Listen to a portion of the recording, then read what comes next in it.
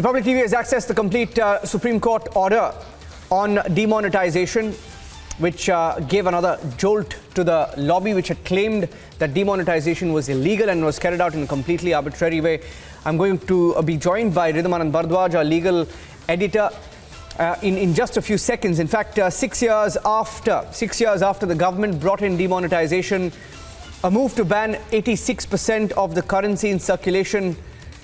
The value of the currency in circulation today is at 32.42 lakh crore. 86% of that was demonetized, mostly 500 and 1,000 rupee notes. We've accessed the complete Supreme Court order. We're just getting Ridhamanand Bardwaj with details of the order. 6 years after the decision to demonetize the 1,000 rupee and 5,000 denomination note, Supreme Court earlier this morning, in a 4:1 majority verdict, has upheld the 2016 move, saying the decision-making process was not flawed merely because the procedure emanated from the government. Rhythm joining us with the details. Rhythm, you've got the details of the order. Even the dissenting judge, Rhythm, has backed the intent of the government to opt for demonetization.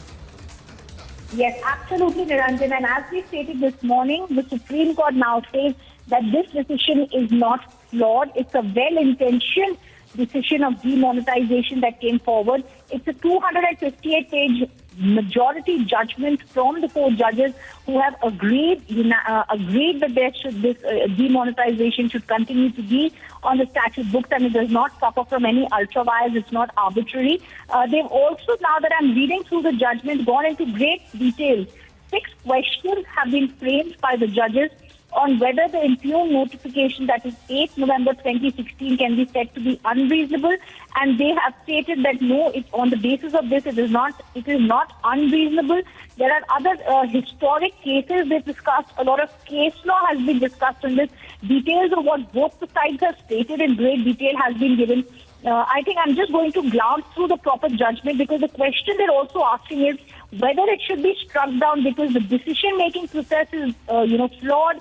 That's one of the questions they've answered. They've also gone into other questions, Niranjan, and then they've really held that the RBI and the central government together, with consultation after 6 months, could come forward with this particular judgment. It's in page, the 101 pages where they've spoken about purpose of construction and how one should not be restrictive in looking at a judgment. So the 3 takeaways that we are getting from this judgment are: first, it's a big win for the central government. The Supreme Court very clearly in its wisdom says we are not going to interfere in an executive policy decision. The second big takeaway is, even as this judgment comes out, Niranjan, the opposition already up in the arms about it, attacking the judgment. This has also happened earlier in the Pegasus judgment, the Rafale judgment, the Lotus case, that they usually constantly, they are constantly attacking the government. And of course, most importantly, this judgment that is now being upheld by the court clearly shows the right way forward is for a harmonious construction to take place. Thank you for that, Ridhamanand Bardwaj, joining us there with the details of the order. Let's go back to the other big story we're tracking this evening on Republic TV.